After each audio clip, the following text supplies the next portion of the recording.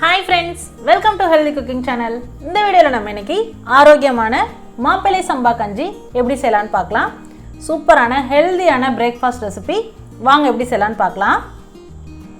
இன்னைக்கு நான் கஞ்சி செய்யறதுக்கு 1 கப் அளவுக்கு மாப்பிள்ளை சம்பா அரிசி எடுத்துர்க்கேன். அதாவது 200 கிராம் அளவுக்கு எடுத்துர்க்கேன். அரிசியை வந்து 12 மணி நேரம் ஊற வச்சிருக்கேன். நல்லா கழுவிட்டு ஊற வச்சிருக்கேன். இப்போ அதில் இருக்கக்கூடிய தண்ணியை மட்டும் நம்ம வடிகட்டி எடுத்துக்கலாம். தண்ணியை கீழே கொட்ட வேணாம், அதிலே நம்ம கஞ்சி செய்ய போகிறோம். அதனால் அது ஒரு பாத்திரத்தில் வடிகட்டி எடுத்துக்கோங்க. அடுத்ததாக வடிகட்டினதுக்கப்புறமா இருக்கக்கூடிய அரிசியை நம்ம மிக்சர் ஜாரில் போட்டுட்டு நமக்கு கஞ்சிக்கு டெக்ஸ்சர் எந்த அளவுக்கு வேணுமோ அந்த அளவுக்கு நம்ம பொடிச்சு எடுத்துக்கலாம். அடுத்ததாக நம்ம ஏற்கனவே தண்ணி எடுத்து வச்சுருக்கோம் இல்லையா, அந்த தண்ணியும் அதுக்கப்புறமா நார்மல் வாட்டரும் சேர்த்துக்கலாம்.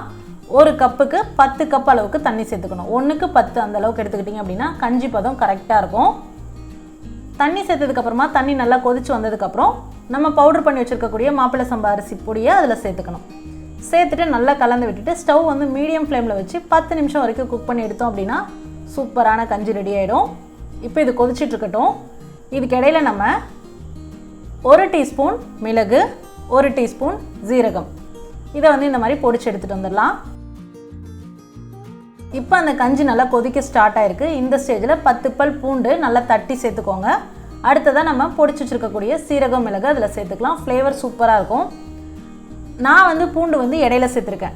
நீங்கள் வந்து பூண்டை வந்து ஃபஸ்ட்டு தண்ணி சேர்க்கும் போதே சேர்த்துட்டிங்க அப்படின்னா பூண்டு நல்லா குக்காகி வந்துடும். இப்போ நான் சேர்க்குற பூண்டு பார்த்திங்கன்னா கஞ்சி ரெடி ஆகும் போது ஹாஃப் குக்கில் இருக்கும். உங்களுக்கு எந்த டேஸ்ட் பிடிக்குதோ அந்த மாதிரி நீங்கள் சேர்த்துக்கலாம்.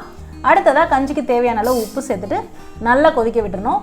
பாருங்கள், கொதித்து வரும்போது நல்லா சாதம் மாதிரி நல்லா மலர்ந்து வெந்து வந்திருக்கு. இந்த ஸ்டேஜில் நம்ம ஸ்டவ் ஆஃப் பண்ணிடலாம். மார்னிங் பிரேக்ஃபாஸ்ட்டுக்கு பச்சை வெங்காயம் வச்சு, சின்ன வெங்காயம் இருக்கு இல்லையா, பச்சை சின்ன வெங்காயம் வச்சு சர்வ் பண்ணலாம். ஊறுகாய் வச்சு சர்வ் பண்ணலாம். இல்லை அப்படின்னா ஏதாவது தொகையில் வச்சு சர்வ் பண்ணலாம். இல்லை அப்படின்னா பொரியல் கூட சர்வ் பண்ணலாம். ட்ரை பண்ணி பார்த்துட்டு உங்களோட கமெண்ட் மறக்காமல் சொல்லுங்கள் ஃப்ரெண்ட்ஸ். இது போன்ற ஹெல்தி ரெசிபீஸ்க்கு மறக்காமல் ஹெல்தி குக்கிங் சேனலை சப்ஸ்கிரைப் பண்ணுங்கள்.